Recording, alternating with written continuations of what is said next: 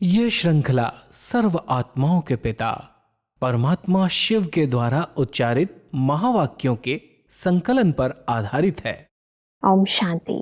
Kollywood studio द्वारा प्रस्तुत अमूल्य रत्न में आप सभी का हार्दिक स्वागत है।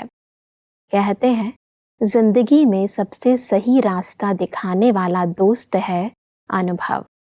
परंतु आज का इंसान अनुभव से पहले धन प्राप्त करना चाहता है, इसलिए जिंदगी की दौड़ में अक्सर दिल शिकस्त व असफल हो जाता है। ईश्वरीय मार्ग में अनुभवी मूर्त बनने का यथार्थ अर्थ व महत्व क्या है, आज हम ईश्वरीय महावाक्यों द्वारा समझेंगे।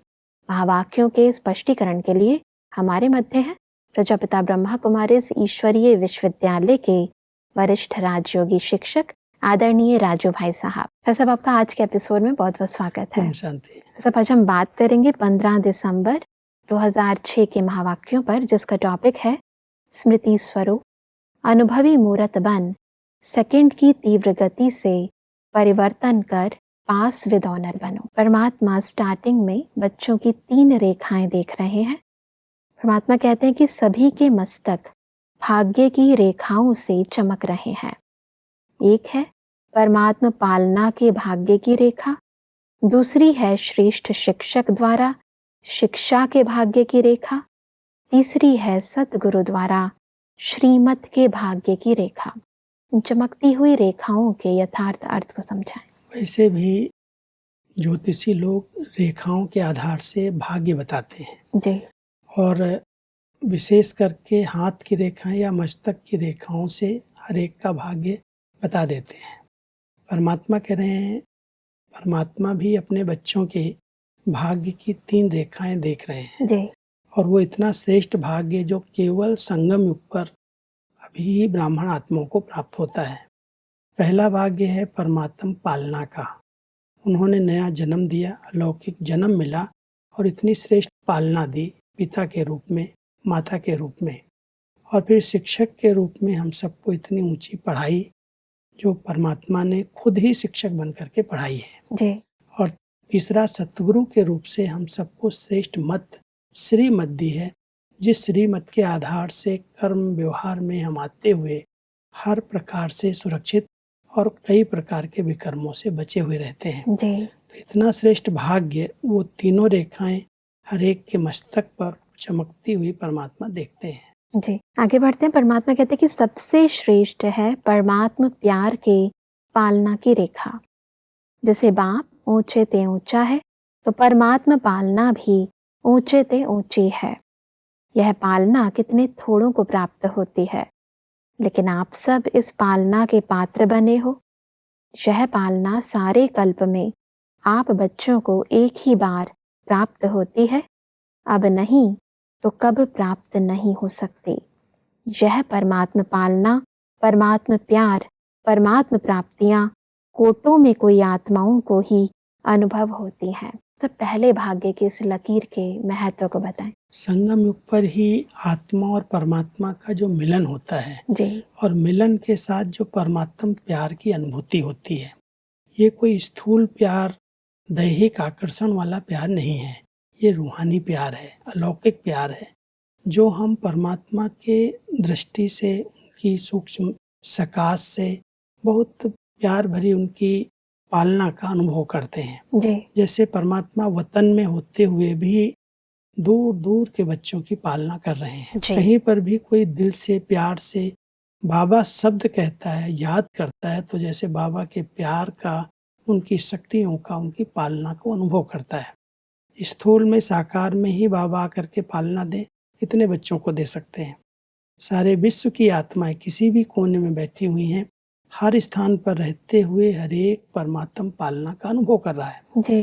परमात्मा परमधाम से इस सृष्टि पर अवतरित हुए, साकार माध्यम के द्वारा जन्म दे करके पालना दी, लेकिन वो बहुत थोड़े बच्चों को प्राप्त हुई। जी। लेकिन इतने सब बच्चे जो मुख वंशावली बने, या संकल्प की शक्ति से परमात्मा ने इतने सब बच्चों को जन्म दिया, जी। उन सब की पालना अव्यक्त वतन में रहते हुए भी बाबा अभी बच्चों की कर रहे हैं। तो ये जो भाग्य है, परमात्मा कहते पूरे कल्प में केवल इसी संगम पर फोटो में कोई आत्माओं को प्राप्त होता है जो परमात्मा को पहचानते हैं, जो पहचान करके उनके साथ अपना संबंध जोड़ते हैं, बहुत प्यार भरा संबंध है। और उस सच्चे संबंध को परमात्मा कहता है, उसी आत्मा को जिसने संबंध जोड़ा, बाबा कहा दिल से, उसको उस प्यार का, उस परमात्मा पालना का अनुभव होता है। बिल्कुल। परमात्मा कहते हैं कि अगर चमकता हुआ सितारा ढीला होता है तो उसका कारण क्या है जानते हो? परमात्मा ने देखा है कि कारण है स्मृति स्वरूप नहीं बने हो। सोचते हो मैं आत्मा हूँ, लेकिन सोचता स्वरूप बनते हो, स्मृति स्वरूप कम बनते हो।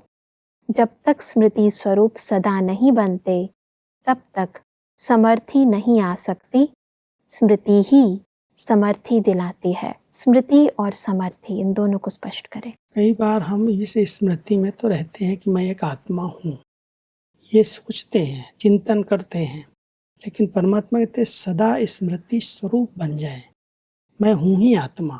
आत्मा बोल रही है, देख रही है, कर रही है, चल रही है, तो आत्मिक स्थिति एक स्वरूप में आ जाए, दैहिक भान समाप्त हो जाए। जब ऐसी आत्मिक स्थिति स्वतः और निरंतर बन जाती है, स्वरूप बन जाते हैं, तब समर्थी आती है, शक्ति आती है जी। तो परमात्मा कहते हैं स्मृति से समर्थी आती है। और ये स्मृति केवल रहे कि मैं एक आत्मा हूँ और मैं आत्मा इन कर्मेंद्रियों का आधार लेकर के पार्ट प्ले कर रही हूँ। मैं अलग हूँ, ये शरीर अलग है। जी। जब ये स्मृति एक नेचुरल बन जाए और सदा काल की हो जाए, जी। आत्मिक स्थिति सदा काल की बन जाएगी, तो शक्तिशाली स्थिति रहेगी। कोई भी बातें जो देह मान से पैदा होती, कमी, कमजोरी, संस्कार, उन सब पर हमारी विजय हो जाएगी। बिल्कुल। इसलिए परमात्मा कहते हैं स्मृति स्वरूप बनो। सोचता स्वरूप नहीं, मैं आत्मा हूँ, मैं आत्मा हूँ, सोचते नहीं रहो। स्वरूप बन करके मैं कर्म करा रही हूँ, देख रही हूँ, चल रही हूँ, बोल रही हूँ, ये स्वरूप से दिखाई दे कि देह मान नहीं है, ये आत्म अभिमानी स्थिति है। बिल्कुल। परमात्मा कहते हैं कि अपने आप से पूछो कि ज्यादा समय सोच स्वरूप बनते हो व स्मृति स्वरूप बनते हो। सोच स्वरूप बनने से सोचते बहुत अच्छा हो, मैं यह हूँ, मैं यह हूँ, मैं यह हूँ, लेकिन स्मृति स्वरूप न होने के कारण अच्छा सोचते भी व्यर्थ संकल्प, साधारण संकल्प मिक्स हो जाता है। वैसे मन की इस स्थिति को थोड़ा स्पष्टता से समझाएं। कई बार हम सोचते तो बहुत अच्छा है, लेकिन सदा काल के लिए स्मृति स्वरूप नहीं बने हैं। अपनी आत्मिक स्थिति की, आत्मा की स्मृति एक नेचुरल रहे और साथ साथ परमात्मा की स्मृति भी रहे कि वो हमारे पिता हैं, मैं उनका बच्चा इस सृष्टि पर पार्ट बजाने के लिए आया हूँ। जितना आत्मा अपने इस स्मृति स्वरूप में रहती है, उतना जो सोचता स्वरूप है, जिसमें व्यर्थ और साधारण संकल्प मिक्स हो जाते हैं। जी। अभी मैंने आत्मा सोचा, सोच रहे हैं, विचार करें, मैं श्रेष्ठ आत्मा हूँ, मैं महान आत्मा हूँ, मैं हीरो पाठधारी आत्मा हूँ, लेकिन कोई भी ऐसी बातें आई, उसमें प्रश्न उठ जाते हैं, क्वेश्चन उठ जाते हैं, संकल्प चलने लगते हैं, क्योंकि वो निरंतर स्वरूप नहीं है। जो हम कहते हैं स्मृति की बात, तो स्मृति यानी अंदर से हम उस चीज का स्वरूप बनकर फिर कार्य कर रहे हैं। वो नेचुरल, जैसे आज देह अभिमान की स्मृति नेचुरल हो गई है। जी। देह को देखना, देह के नाम रूप में आना, उसकी आकर्षण नेचुरल हो गई है। परमात्मा चाहते हैं कि मेरे बच्चे इस समय इस देह अभिमान को समाप्त करके आत्म अभिमानी स्थिति को नेचुरल बना लें।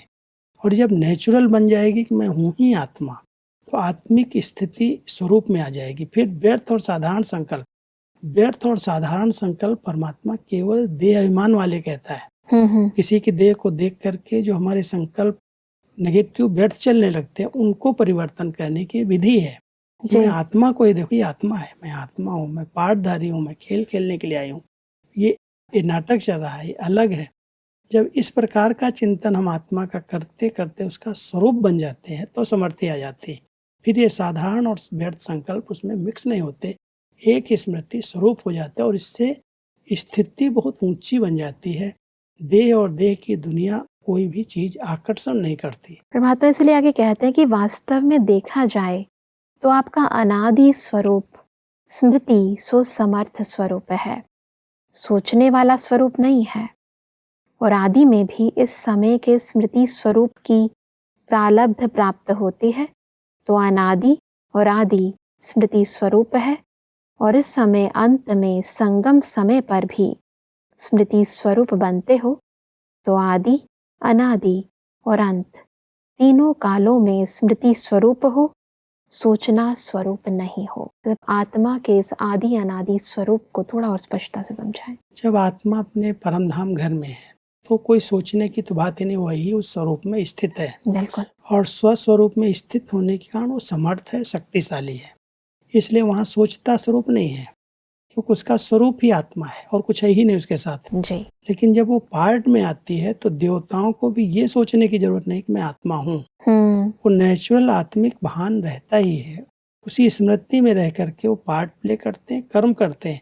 और जब वो शरीर छोड़ने का समय आता है तो ये भी स्मृति रहती है कि आत्मा इस शरीर से निकल करके दूसरे शरीर में गई। इतना स्मृति के कारण समर्थ ही है, दुख नहीं आता। इसी कारण दुख नहीं होता क्योंकि उनको पता है ये तो ड्रेस बदल रहे हैं। तो आत्मिक स्थिति एक नेचुरल स्वरूप में आ गई। ऐसे अंत में जब उसका हम स्वरूप बन जाए, अभी बाबा हमें मेहनत करा रहे हैं, पुरुषार्थ करा रहे हैं, बच्चे एक स्मृति का स्वरूप बन जाओ, सिर्फ सोचता स्वरूप नहीं रहो। कई सोचते बहुत है मैं आत्मा हूँ, मैं आत्मा हूँ, लिखते भी रहते मैं आत्मा हूँ, मैं आत्मा हूँ। परमात्मा कहते हैं इसको अभ्यास करते करते नेचुरल स्वरूप बन जाए। तो अनादि, आदि और इस अंत समय में जब आत्मिक स्वरूप नेचुरल बन जाएगा, तब आप नई दुनिया के अंदर श्रेष्ठ पाठ बजा सकेंगे और समर्थ स्थिति में रहेंगे। कभी भी कोई व्यर्थ बातें आएंगी ही नहीं। परमात्मा कहते हैं कि वर्तमान समय अनुभवी मूर्त बनना श्रेष्ठ स्टेज है। सोचते हो आत्मा हूँ, परमात्मा प्राप्ति है, लेकिन समझना और अनुभव करना, इसमें बहुत अंतर है। अनुभवी मूर्त कभी भी न माया से धोखा खा सकता, न दुख की अनुभूति कर सकता। यह जो बीच बीच में माया के खेल देखते हो या खेल खेलते भी हो, उसका कारण है अनुभवी मूर्त की कमी है। अनुभव की अथॉरिटी सबसे श्रेष्ठ है। सब अनुभवी मूर्त बनना, इसको भी थोड़ा स्पष्ट करें। परमात्मा इस समय हम बच्चों को हर बात का अनुभवी बनाना चाहते हैं। केवल हम चिंतन में ले आए, सोचते रहें, दूसरों को सुनाते रहें, लेकिन कभी अनुभव ही नहीं किया। एकांत में ऐसे बैठ करके मैं आत्मा हूँ, मैं आत्मा इस कर्म इंद्रियों से कर्म करा रही हूँ, मैं अलग हूँ। आत्म स्वरूप की स्मृति और परमात्मा की स्मृति, उनसे प्राप्तियां जोड़ें, उसकी स्मृति। स्मृति स्वरूप बनते बनते हम अनुभवी मूर्त बन जाएंगे। और अनुभव इतनी बड़ी शक्ति है, जिस अनुभव की शक्ति से हर बात को सहज पार किया जा सकता है, सामना किया जा सकता है। तो परमात्मा अपने बच्चों को कहते हैं सबसे श्रेष्ठ स्थिति है अनुभव। और अनुभव अगर आपने एक बार कर लिया तो वो कभी भी विस्मृति होती नहीं। कोई चीज का भी अनुभव कोई कर लेता है तो भूलता नहीं है। इसलिए परमात्मा हमें कहते हैं कि जो कुछ सुना है, जो आप सोचते हो, उसके अनुभवी बनो, अनुभव की अथॉरिटी बन जाओ। अनुभवी कभी हिलेगा नहीं और कभी उसको बीच में जो माया धोखा देती है, दुख की अनुभूति होती है बीच बीच में, उससे वो छूट जाएगा। क्योंकि वो अनुभवी है कि मैं एक तो आत्मा हूँ, सृष्टि नाटक के अंदर पार्ट प्ले करने के लिए आई हूँ, खिलाड़ी हूँ, खेल खेल रही हूँ। ये सब बातें आएंगी, चली जाएंगी। तो जो दुख हो रहा है या माया जो धोखा दे रही है, उस दुख और धोखे से हम सहज बच सकते हैं अगर हम निरंतर स्मृति स्वरूप से अनुभवी मूर्त बन के रहते हैं। मन जो है वो सोचता है तो सोचना स्वरूप नहीं, अभी तो स्मृति स्वरूप बनना है। बुद्धि समझती है तो समझना स्वरूप नहीं, अनुभवी मूर्त बनना है। बहुत ही वंडरफुल बातें हैं। आगे बढ़ते हैं। परमात्मा कहते हैं कि आज की दुनिया में मेजॉरिटी आत्माएं देखने और सुनने से थक गए हैं, लेकिन अनुभव द्वारा प्राप्ति करने चाहते हैं। तो अनुभव कराना अनुभवी ही करा सकता है। और अनुभवी आत्मा सदा आगे बढ़ती रहेगी, उड़ती रहेगी, क्योंकि अनुभवी आत्मा में उमंग, उत्साह सदा इमर्ज रूप में रहता है। तो चेक करो, हर पॉइंट के अनुभवी मूर्त बने हैं। सब अनुभवी मूर्त आत्माओं की इन विशेषताओं को थोड़ा स्पष्ट करें। जो भी अनुभवी आत्माएं हैं, जिन्होंने अनुभव किया है, वो अधिक बोलती नहीं है। उनके व्यवहार से, उनके एक दो शब्दों से भी लोग सामने वाले अनुभव कर लेते हैं। वर्तमान समय जो आत्माएं आ रही हैं, वो बहुत कुछ सुनते सुनते वर्णन करते थक चुकी हैं। परमात्मा कहते हैं वो सुनना नहीं चाहते, वो अनुभव करना चाहते हैं, और अनुभव वही करा सकता है जिसने खुद अनुभव किया है। इसलिए जितनी भी पॉइंट्स हम सुनते हैं, बहुत सारी बातें बाबा ने हमें सुनाई हैं जी। जैसे अतीन्द्रिय सुख क्या है, परमानंद की अनुभूतियाँ क्या हैं, अव्यक्त वतन का अनुभव क्या है, मूल वतन का अनुभव क्या है। ये जो हमारी योग की स्थितियाँ हैं, जो हम कई बार इसका वर्णन करते हैं, अगर इसको हम कभी एकांत में बैठ करके अनुभव कर लें, अतीन्द्रिय सुख का मैंने गहरा अनुभव कर लिया, योग में आत्मा परमात्मा के मिलन से परमानंद का अनुभव कर लिया, अपने सूक्ष्म वतन में बाबा कैसे वहाँ विराजमान हैं, कैसे सेवाएं कर रहे हैं, उस अव्यक्त लोक का अनुभव कर लिया, तो अनुभव से अगर हम किसी को सुनाएंगे तो फौरन वो मान लेंगे, समझ जाएंगे, और वो भी अपने आप को अनुभवी बना सकेंगे। परमात्मा कहते हैं अनुभवी आत्माएं ये बहुत अच्छी सेवा कर सकती हैं, पहले अनुभवी बनो फिर दूसरों को बनाओ। परमात्मा की कहते हैं कि हर बोल, हर संकल्प अनुभव की अथॉरिटी से है, यह सिर्फ समझने के आधार पर है। एक है समझना, दूसरा है अनुभव करना। हर सब्जेक्ट में ज्ञान की पॉइंट्स वर्णन करना, वह तो बाहर के स्पीकर भी बहुत स्पीच कर लेते हैं, लेकिन हर पॉइंट का अनुभवी स्वरूप बनना, यह है ज्ञानी तू आत्मा। सब ज्ञानी तू आत्मा, इसको थोड़ा और स्पष्ट करें। परमात्मा कहता है स्पीकर तो बहुत बन जाते हैं, बहुत अच्छे विद्वान बन करके बहुत सुंदर सुंदर अच्छी स्पीच देते हैं, लेकिन उनको ज्ञानी तू आत्मा नहीं कहेंगे। माना अगर उनके सामने कोई बात आती है तो उसको किस तरह से समझ से पार करते हैं। अगर ज्ञानी तू आत्मा है तो उसके सामने कोई भी बातें आएंगी तो वो सहज धैर्यता से, शांति से, ज्ञान से, समझ से पार कर लेगी। अगर ज्ञानी नहीं है, सिर्फ ज्ञान सुनाने वाला है, प्रवचन अच्छा करने वाला है, तो कोई भी बात आएगी तो उसमें अधैर्य हो जाएगा, तनाव पैदा हो जाएगा, क्या करूं, कैसे करूं, प्रश्नों में उलझ जाएगा। तो परमात्मा कह रहे हैं कि कोई भी सब्जेक्ट अगर आपने स्टडी की है, उसका पहले स्वरूप बनो। ज्ञान किस लिए परमात्मा ने दिया? ज्ञान इसलिए दिया कि आत्मा इन बंधनों से मुक्त हो जाए। बिल्कुल। आत्मा समझ करके परमात्मा को याद करे, घर चलने का समय है, अब नया बंधन वो न बनाए, इसलिए ज्ञान मिला। अब ज्ञान मिलते हुए भी हम बंधनों में बंधते जा रहे हैं, तो ज्ञानी तो आत्मा कैसे कहलाएंगे? ज्ञान दूसरों को सुना देंगे कि आप आत्मा हैं, परमात्मा के बच्चे हैं, परमधाम घर से आए हैं, अभी घर जाने का समय है। ज्ञान सुना दिया, बहुत अच्छी तरह से स्पष्ट कर दिया, लेकिन कोई भी कर्म बंधन, कोई भी संबंध का बंधन अंदर अंदर बंध रहा है, हम बांधते जा रहे हैं। मेरे के कई प्रकार के बंधन हैं, तो ज्ञानी तो आत्मा कैसे कहला सकते हैं? बिल्कुल। ज्ञानी तो आत्मा बंधन मुक्त स्थिति में रहती है, तो ज्ञानी तो आत्मा है। आगे बढ़ते हैं। परमात्मा कहते हैं कि योग लगाने वाले बहुत हैं, योग में बैठने वाले बहुत हैं, लेकिन योग का अनुभव अर्थात शक्ति स्वरूप बनना, और शक्ति स्वरूप की परख यह है कि जिस समय जिस शक्ति की आवश्यकता है, उस समय उस शक्ति को आह्वान कर निर्विघ्न स्वरूप बन जाएं।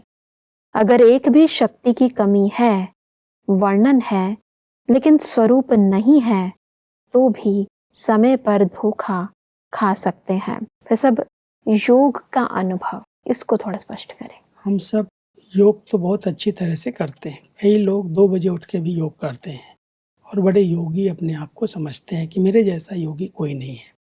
लेकिन जिस समय जिस शक्ति की आवश्यकता है, अगर योग से हम शक्तिशाली नहीं बने, योग से हमें शक्तियाँ समय पर काम में आनी चाहिए।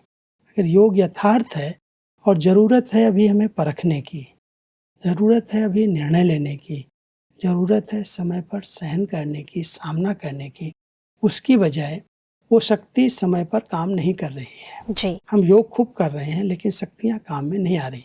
माना योग यथार्थ नहीं है और उसका अनुभव हमें नहीं हुआ है। योग का अनुभवी बनना माना जब परमात्मा से हमारा कनेक्शन जुट गया, उनकी याद में हम निरंतर रह रहे हैं, तो वो सर्वशक्तिमान है, सर्व समर्थ है।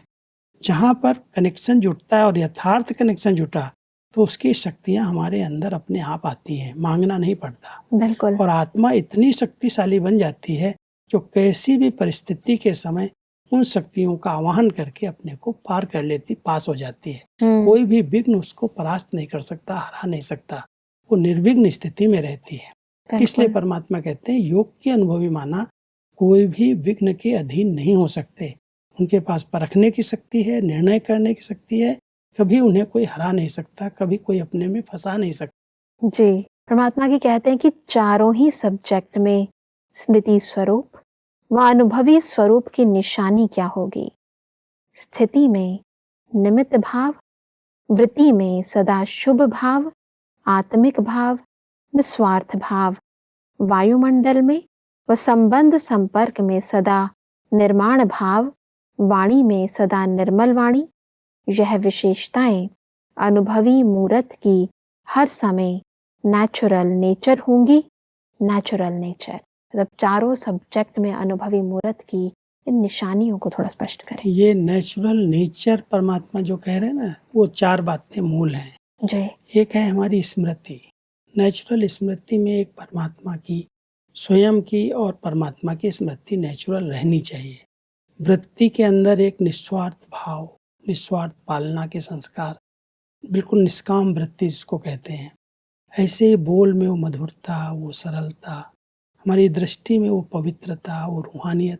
ये जो हमारी दृष्टि, वृत्ति, स्मृति, बोल, ये मूल चीजें जो हमारी आत्मा की है, ये चारों में अगर परिवर्तन दिखाई देता है, चारों ही शक्तिशाली हैं। स्मृति स्वरूप आत्मा होकर के रहती है। दृष्टि के अंदर एक आत्मिक भाव पैदा होता है।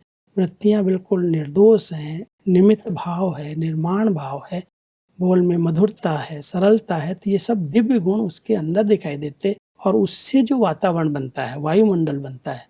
तो अगर चारों सब्जेक्ट का कोई अनुभवी है और जिस स्थान पर वो रह रहा है, उस स्थान पर वो वायुमंडल दिखाई देना चाहिए कि अनुभवी आत्मा यहाँ बैठी है। तो जैसे हमारी दादियाँ अनुभवी बन करके बैठ गई, तो उनके प्रकंपन से, उनके वायुमंडल से कितनी आत्माओं को अच्छे अनुभव होने लगते हैं। वो वृत्तियां उनकी चेंज हो जाती, उनकी स्मृति चेंज हो जाती।